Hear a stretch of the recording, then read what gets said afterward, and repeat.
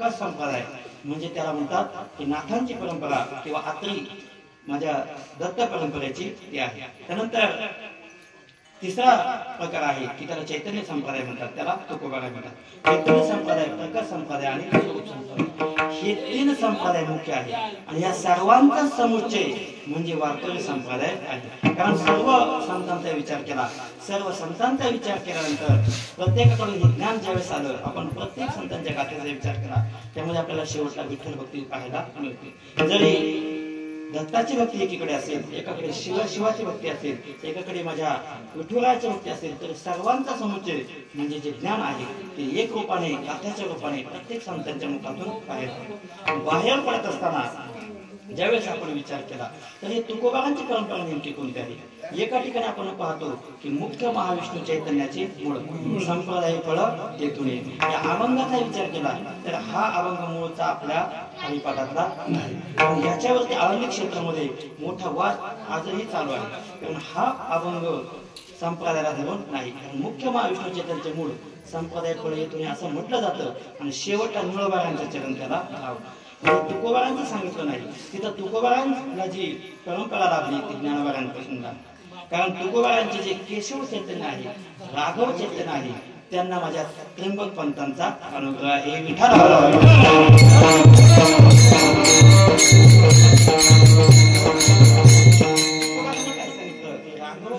केशव चैतन्य सांगितले पुन्हा त्यांनी पुन्हा सांगितली आणि मग जगद्गुरु तुकोबाराय सांगतात की जी परमार्थाची गंगा भगवान महादेवापासून उगम पावली आणि ती आमच्यापर्यंत येत असताना ती संतांच्या रूपाने आली, परंतु संतांच्या रूपाने येत असताना त्याला एक रूपक दिलं अभंगाचं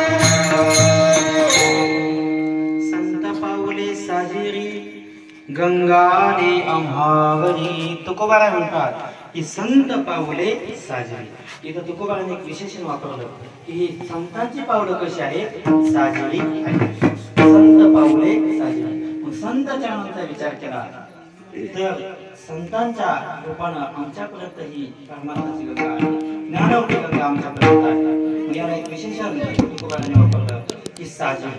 मग साजरी म्हणजे नेमकं कारण व्यवहारात अनेक गोष्टी आहेत, अनेक गोष्टींचा विचार केला तर प्रत्येक गोष्टीला एक काहीतरी नाव असतं, ते नाव असताना त्या संबंधाने आपण त्यांना हाक मारतो। मनुष्य असेल त्याला हाक मारतो, एखाद्याला टोपण नाव असेल तर त्या नावाने आपण हाक मारतो। परंतु तुकोबाराने एक रूपक दिलं, रूपक म्हणजे त्याला साजरे म्हटलं। म्हणजे नेमकं कसे साजरे, साजरे म्हणजे नेमकं कसं याचं एक उदाहरण आपल्या समोर ठेवतो की ज्यावेळेस लक्ष्मी मातेचा विचार केला अनेकदा प्रसंग आपल्याला पाहायला मिळतो की लक्ष्मी माता आहे ती एवढी नाजूक आहे. आता मागच्या मार्गशीर्ष महिन्यामध्ये आपण ज्या लक्ष्मी मातेचा व्रत केलं त्यामध्ये लक्ष्मी माता कमलपत्रावरती उभी आहे आणि कमलपत्रावरती उभी असताना ज्यावेळेस त्या कमलपत्राचा विचार केला तर कमलपत्र कसं आहे एकदम नाजूक आहे आणि त्या कमलपत्रावरचे जे परागकण आहे त्यावरती ती उभी असताना ते परागकण तुडवले जात नाही. एवढे नाजूक माझ्या लक्ष्मी मातेचे चरण आहे. कारण वचन आहे कमले कमला तिष्ठती कमलागती कोमला. ती कमलपत्रावर उभे राहते परंतु ते परागकण तुडवले जात नाही. एवढे माझ्या लक्ष्मी मातेचे चरण नाजूक आहे. एवढे नाजूक असताना ते चरण एवढे नाजूक आहेत मग त्यांचे हात किती नाजूक असतील. त्या हातावरती माझ्या लक्ष्मी मातेचा हात पाहिलं तर ते किती नाजूक असतील. पायाचा विचार केला तर एवढे नाजूक आहेत. त्याच्यापेक्षा त्यांचे हात एवढे नाजूक आहेत की त्या हातामध्ये माझ्या भगवंताचे चरण आहे. कारण ती सेवा करू लागला. भगवंत असा आहे भगवंत आपल्याला वाटतो की भगवंताने आपल्याला आपलंसं करावं परंतु आपण काय करतो आपल्याला भगवंताला आपलंसं करावं वाटतं परंतु आपण आपल्या जवळचा अहम अध्यास आणि मम अध्यास सोडत नाही की मी कोणतरी आहे हे चाललंय हे माझ्यामुळे चाललंय मी नसेल तर होणार नाही. हा प्रत्येकाचा भ्रम आहे. मग हा ज्यावेळेस आपण टाकून देतो कारण ज्ञानवास लक्ष्मी मातेचं चिंतन चाललंय मग सर्वस्व कवणी सेवा अभिमानू सांगणे पांडवा ते पाय धुयाच्या दैवा पात्र. तिने अभिमान टाकला. एवढी भगवंताच्या जवळ असताना तिने अभिमान टाकला आणि ती सेवा करू लागली आणि सेवा केल्यानंतर तिला प्राप्त काय झालं मग सर्वस्व कवणी सेवा अभिमानू सांगणे पांडवा ती पाय धुयाच्या दैवा पात्र. ती पाय धुयाच्या दैवा पात्र सांगायचं तात्पर्य काय म्हणून ज्ञानवास पुढच्या वेळी सांगतात म्हणून थोरपण परा सांगायचे येथ व्युत्पत्ती आगवी विसर्जे जे जगात कुठे होईल ते जवळ माझे. माझ्यापर्यंत तुम्हाला यायचे ना मग तुम्ही मोठेपणा टाकून द्या. आपलं चिंतन चालू होतं की लक्ष्मी मातेच्या हातामध्ये भगवंताचे चरण आहे. कारण पाय लक्ष्मीच्या हाती यावे काकू तिच्या हातामध्ये भगवंताचे चरण आहे. एवढे नाजूक चरण माझ्या लक्ष्मी मातेच्या हातात आहे. आणि मग ते चरण एवढे नाजूक कसे काय. आजही आपण दर्शनाकरता गेलो दर्शनाकरता गेल्यानंतर आपल्याला ज्याचं खऱ्या अर्थाने दर्शन होतं त्या भगवंताचं दर्शन करू लागलं तर आपल्याला काहीतरी वेगळीच अनुभूती येते. एक वेळचा प्रसंग आहे ज्यावेळेस मुक्ताकेशी नावाची दासी होती. तिला वाटलं की मी एवढी सुंदर आहे एवढी सुंदर आहे आणि अनेक सख्या भगवंताच्या दर्शनाकरता जातात आणि दर्शनाकरता गेल्यानंतर तिथं काय होतं की त्या दर्शन करू लागतात आणि पुन्हा मुक्ताकेशीला सांगतात की मुक्ताकेशी एक वेळ तरी दर्शनाकरता चल. दर्शनाकरता चल म्हटल्यानंतर ती म्हणते की तुमचा देव दगडाचा आणि तिथं गेल्यानंतर मी तिथं दर्शन करू गेले तर माझ्या शरीराला विजा विजा होईल काहीतरी अघटित घडेल मी येत नाही. परंतु एक वेळ तिच्या मैत्रिणींनी सगळ्यांनी आग्रह केला की दर्शनाकरता चल. त्यावेळेस ती तयार झाली आणि असं झाल्यानंतर आता भगवंत आहे न सांगता तुम्हा कळू येते अंतर विश्व विश्वंभर परिहाराची न लगे परिहार द्यायची गरज नाही. भगवंताने एवढं नाजूक रूप धारण केलं एवढं नाजूक रूप धारण केलं मुक्ताकेशी दर्शना करता येते आणि ज्यावेळेस ती दर्शन करू लागली तिथं तिच्या बोटाचे बोट होती पुढं भगवंताच्या पायावर. आजही आपण दर्शन करता गेलो तर डाव्या पायाला खड्डा आहे ते मुक्ताकेशीचे बोट होते आहे. म्हणजे भगवंताचे चरण एवढे नाजूक आहे. मला सांगायचं काय की लक्ष्मी मातेचे चरण नाजूक आहे भगवंताचेही चरण नाजूक आहे. परंतु त्या भगवंताचे चरण एवढे नाजूक असताना त्या भगवंताचं हृदय किती नाजूक असेल. हृदय किती नाजूक असेल. कारण एवढे चरण नाजूक आहेत तर हात नाजूक आहे त्याच्या पुढे जाऊन हृदय इतकं नाजूक आहे. त्या हृदयावरती कोण आहे तर ज्या वेळेस भृगु ऋषी आहेत त्यांनी विचार केला या जगतामध्ये सर्वश्रेष्ठ तत्व कोणतं आहे याची परीक्षा घेऊ लागले. ब्रह्मदेवाकडे गेले तिथेही त्यांना ब्रह्मदेवाकडून राग पाहायला मिळाला त्यांना क्रोध आला.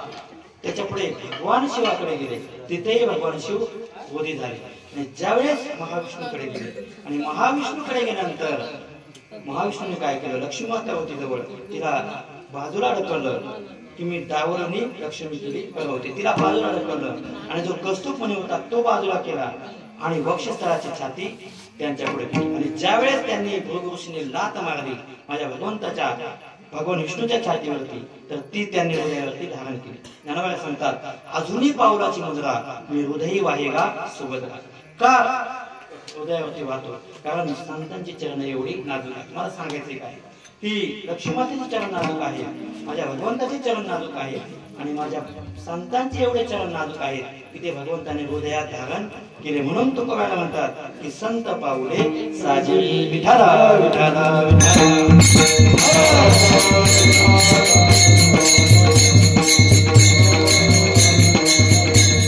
माझ्या तुकोबाने सांगितलं की संतांची पावलं साजिर आहे.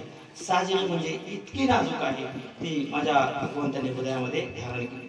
हृदयामध्ये धारण केली असताना त्यांच्या रूपाने आपल्यापर्यंत ही गंगा आली, ज्ञानाची गंगा संतांच्या रूपाने आली. मग तुम्हाला तुकोबारांपर्यंत सांगितलं, मग तो आमच्यापर्यंत तुम्ही कुठं सांगितले? मग तुकोबारा आहे, तुकोबारांनी सर्वांना, कारण जगद्गुरु आहे, 3 जगद्गुरु होऊन गेले.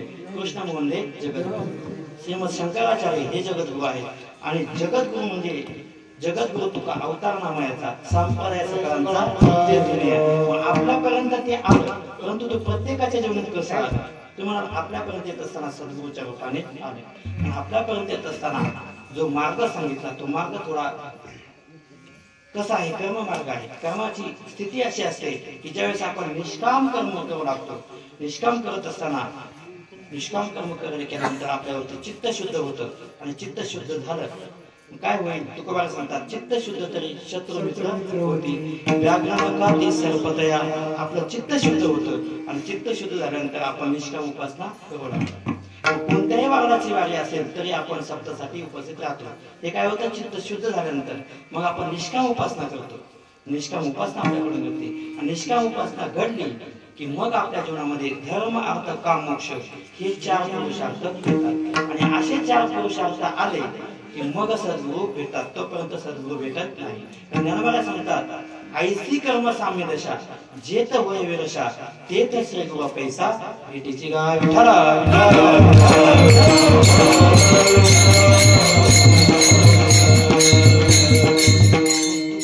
तुकोबारांपासून हे ज्ञान आलं.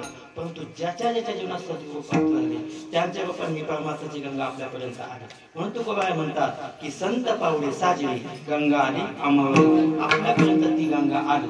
आणि अजून एक विशेषण वापरतात की संतांचे चरण एवढे साजिरी कसे आहे की त्याचं विशेषण मी सांगून गेलो की भगवंताच्या हृदयावरती आजही